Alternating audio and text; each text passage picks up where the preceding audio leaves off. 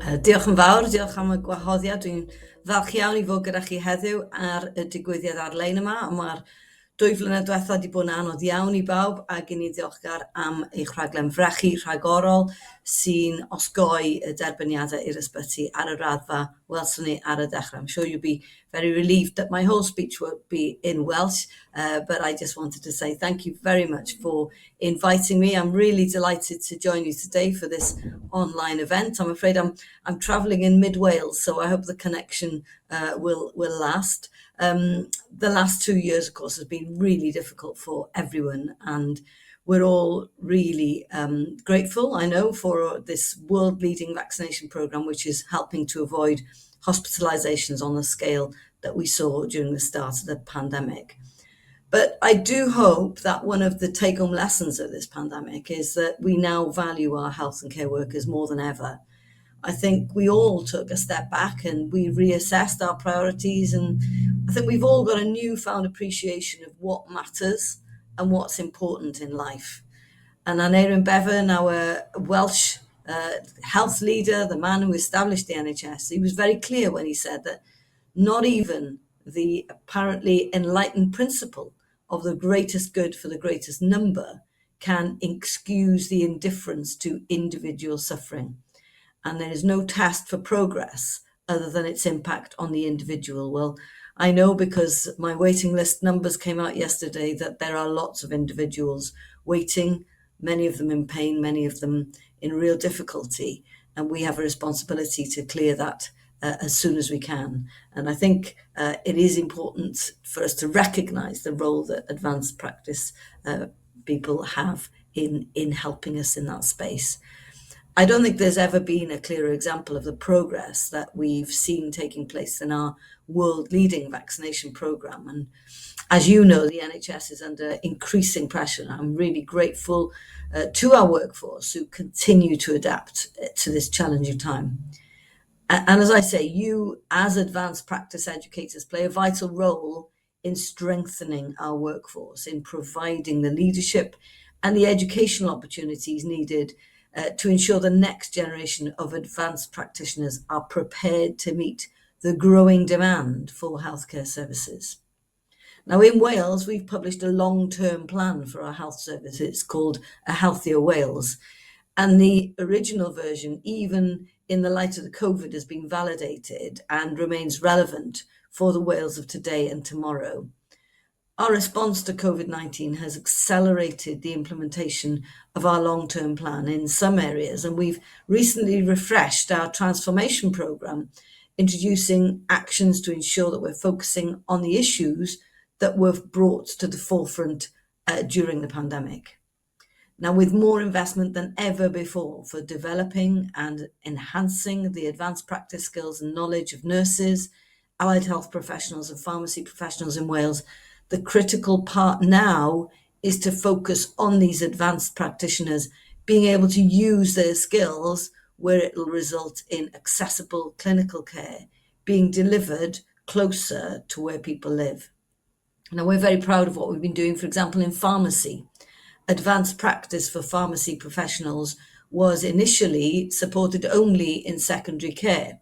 Now, advanced clinical practice is recognised as essential amongst the much larger parts of the pharmacy workforce in primary and community care, specifically GP practices and community pharmacies.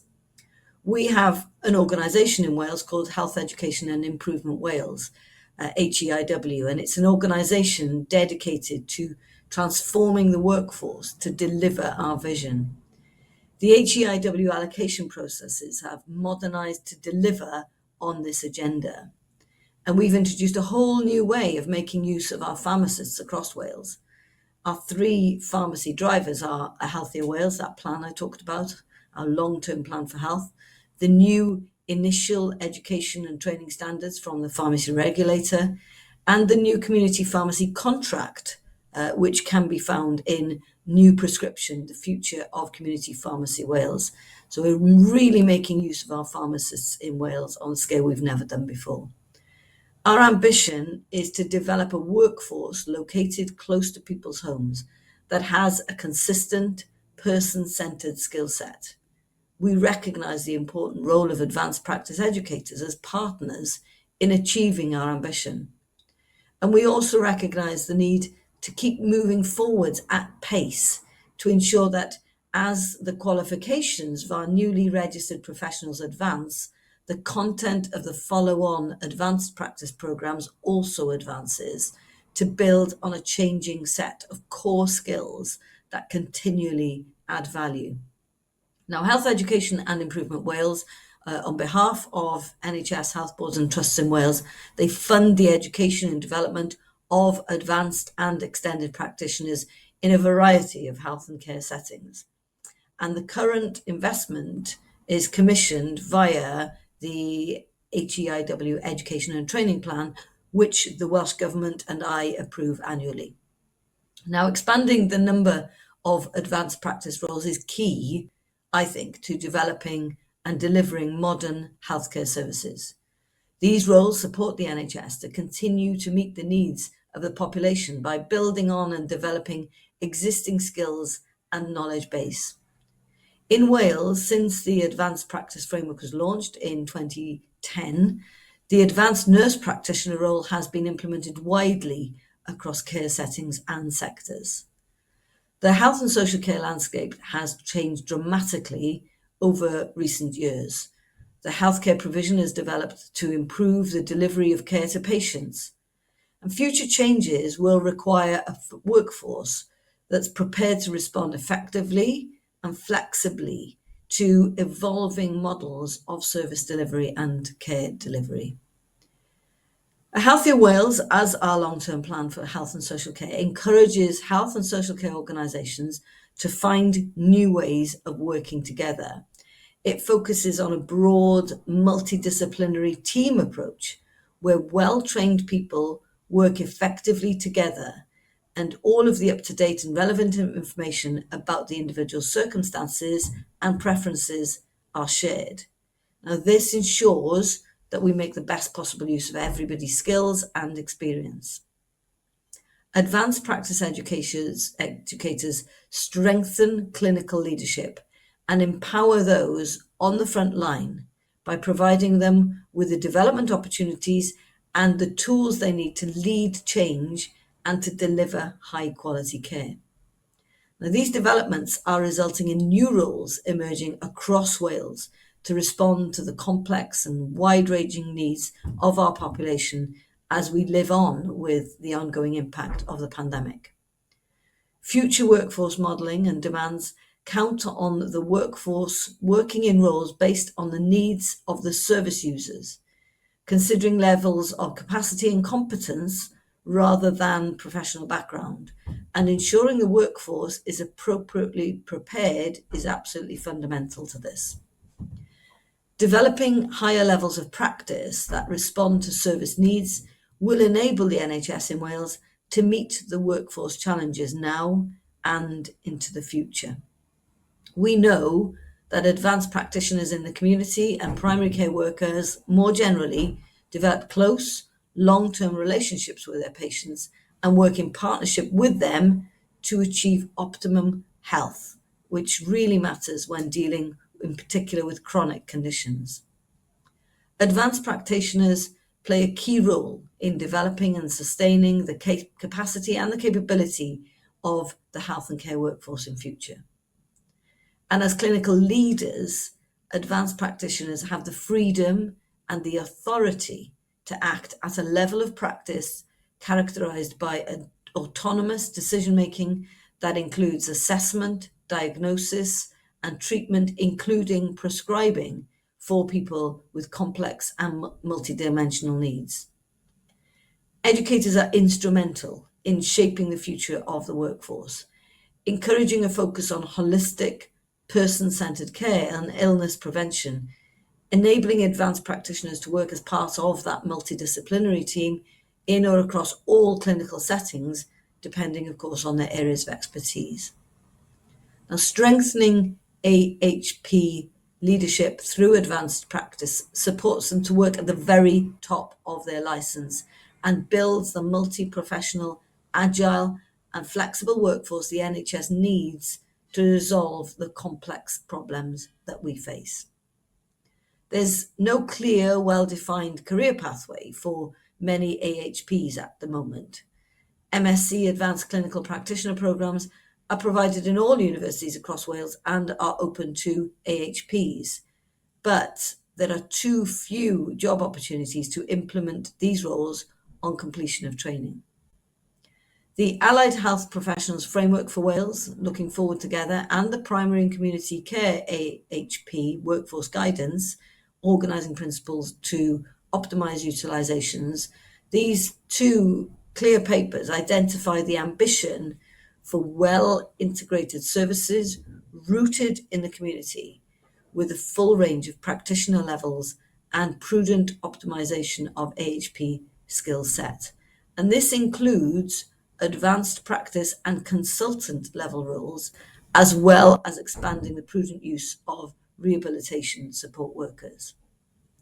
New advanced practice roles will be essential in primary and community settings as AHP deployment in these settings expand. We need a clear definition of what we mean by advanced practice in Wales. Advanced practice roles are generally poorly understood, and there are inconsistencies both between and within health boards around how these roles are developed and used. We need an accepted, multi-professional framework, such as the one that HEIW is currently developing. And this would allow a clear career pathway for AHPs to progress and develop from enhanced to advanced and then to consultant level practice as already exists for other professions. We can then develop roles in a consistent manner across Wales with standardised job titles and job descriptions. Currently, advanced practitioners who are from nursing have the opportunity to enter trainee advanced practitioner roles. These opportunities don't appear to exist for AHPs. Roles are advertised with skill requirements that several professions could fulfill, but they are limited to NMC registration, for example, instead of including HCPC registration. And this is limiting the development and the use of AHP skills across the NHS. Occupational therapists working in local authorities have a career framework that aligns to the career framework for social workers, allowing them to develop a career pathway in some local authorities, but this is not fully consistent yet. A workforce that's flexible and sufficiently agile to address changing models of care has never been more important, as has been demonstrated throughout the recent challenges that we've faced and we continue to face due to the pandemic.